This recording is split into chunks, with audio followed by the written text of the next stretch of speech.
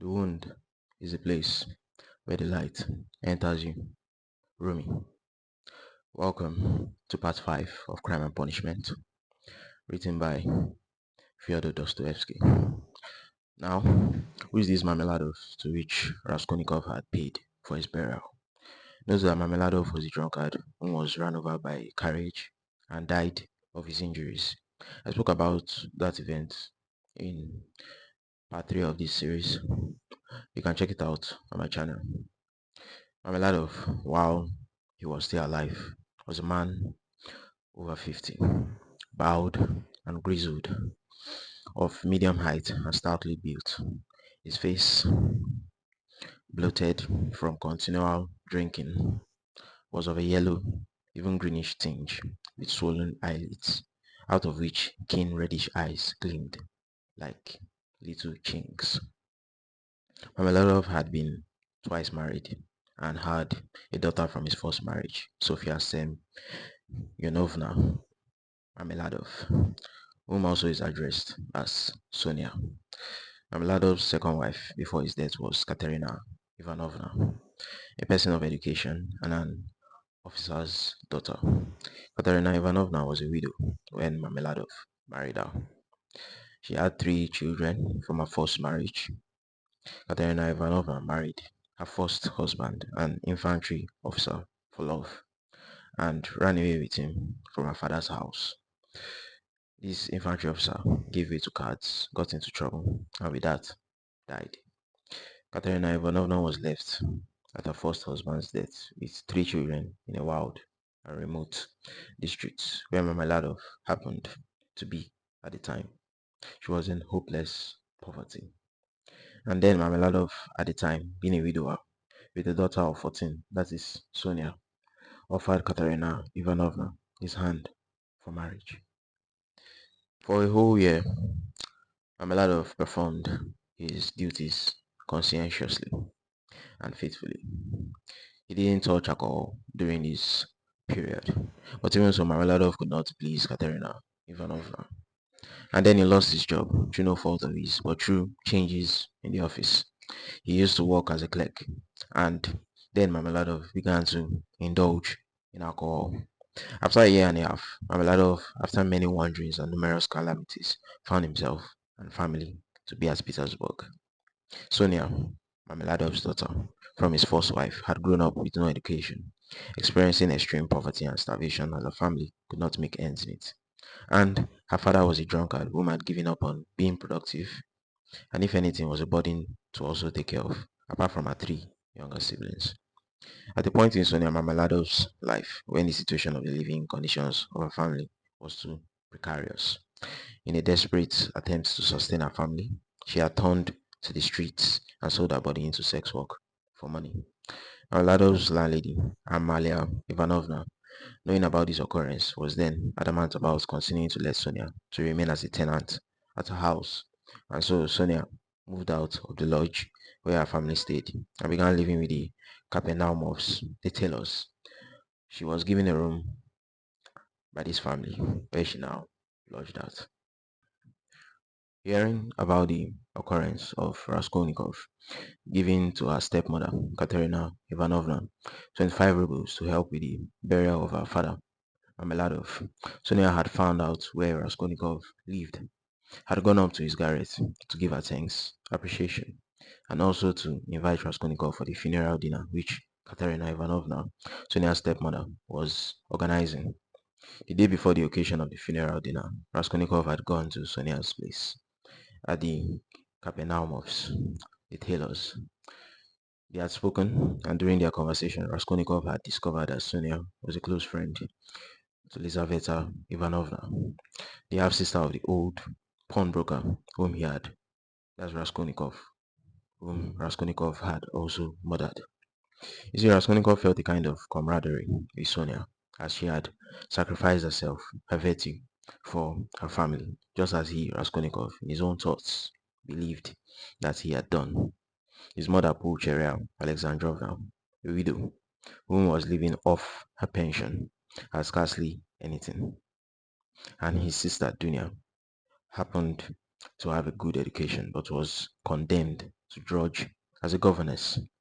All their hopes were centered on Raskolnikov, a student who couldn't keep himself at the university and was forced to leave it.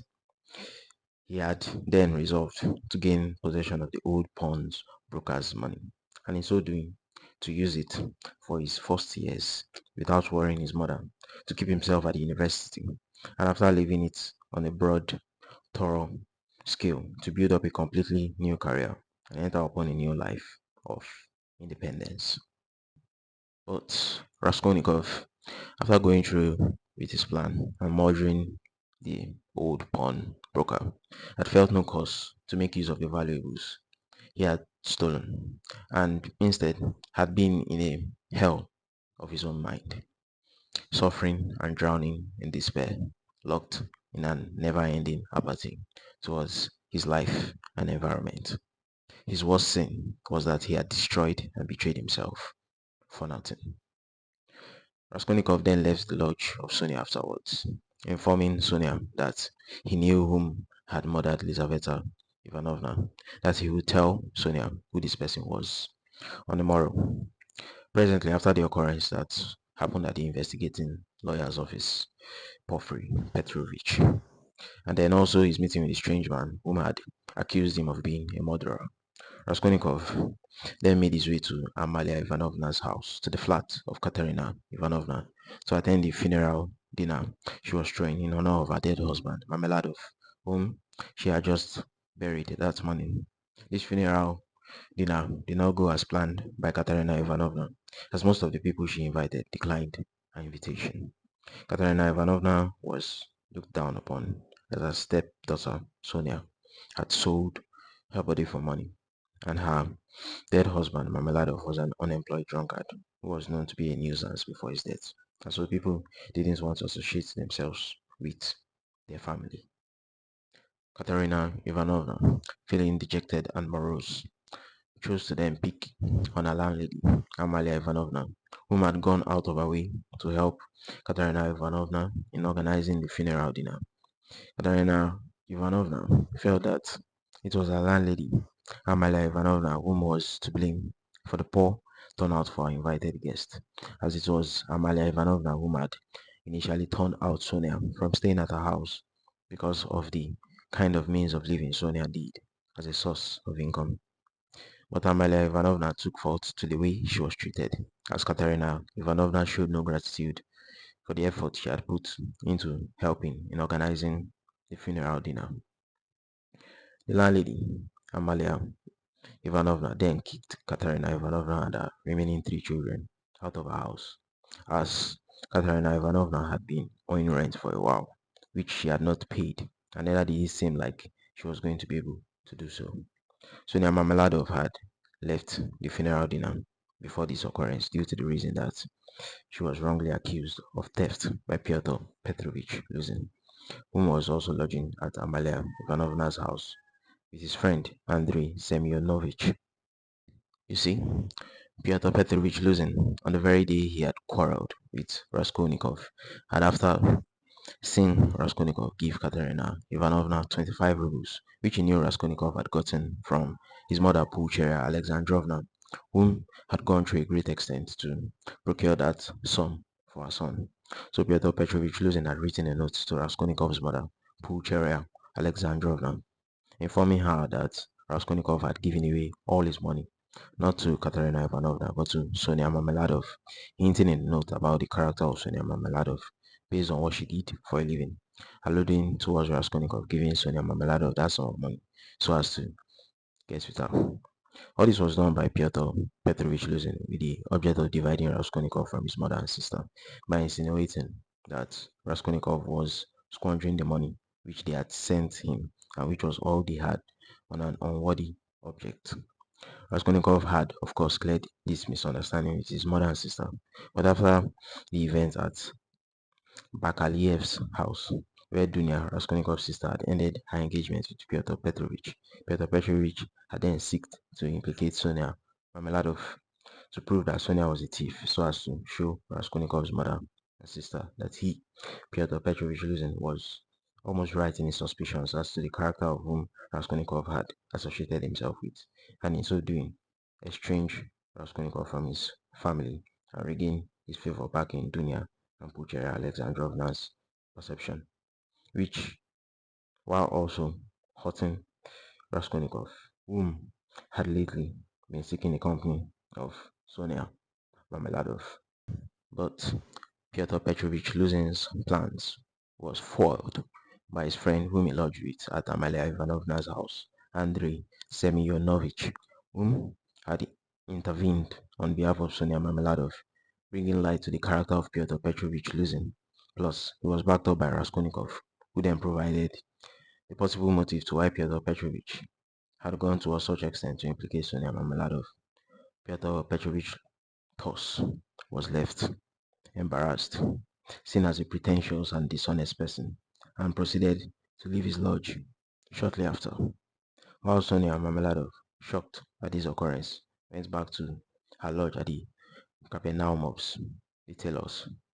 After the incident of Katerina Ivanovna and her children being evicted from their lodge by their landlady, Amalia Ivanovna, Raskolnikov then went to Sonia's place, where he then confessed to Sonia Marmeladov that he was the one who had murdered the old pawnbroker Lena Ivanovna and her sister Elizaveta Ivanovna.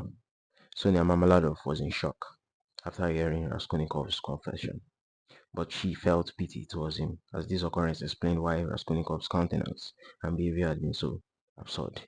She empathized with Raskolnikov towards his sufferings and beckoned to him to go and confess to the police so as to face his penance instead of continuing to rot from within. But this conversation of theirs was cut short by the news of Katerina Ivanovna being hysterical, suffering from grief of the death of her second husband, and also being homeless, or rendered homeless at this point, rather. Katerina Ivanovna had gone into the streets with her three children and started begging for money, making a nuisance of herself, causing disturbance to the neighborhood. And at a point, Katerina Ivanovna had collapsed on the ground in the street, as she had been gravely ill all along, suffering from consumption, a wasting disease, especially pulmonary tuberculosis. Sonia Marmeladov, with the help of Raskolnikov and the policeman whom had initially arrived at the scene to remove the cause of the disturbance to the neighborhood, then carried Katerina Ivanovna's unconscious body to Sonia Marmeladov's lodge at the Kapernaumovs, the tailors, where Katerina Ivanovna then passed away. While all the wailing was going on by Katerina Ivanovna's three now orphaned children and Sonia Marmeladov, which caused the other lodgers in the building to come out of their apartment and find out what was causing the commotion. Raskolnikov was then approached by an unexpected person, Svidrigailov, the husband to Marfa Petrovna, whom had approached Raskolnikov some days ago so as to gain an audience with Raskolnikov's sister, Dunya. Svidrigailov informed Raskolnikov that he would take all the responsibility financially for the funeral of Katerina Ivanovna. He would put Katerina Ivanovna's three orphaned children in some good orphan asylum and would settle 1,500 rubles to be paid to each of the orphans on coming of age so that Sonia Marmeladov did not have no anxiety about the children. Svidrigailov then revealed to Raskolnikov that he had been eavesdropping on Raskolnikov's conversations with Sonia Marmeladov all along, as he, Svidrigailov, had been lodging at Madame Resilich's, which was at the other side of the wall, which adjoined was next to Sonia Marmeladov's room. Because whatever has happened to humanity, whatever is currently happening to humanity, it is happening to all of us. No matter how far off the screams of pain and terror, we live in one world. Alice Walker.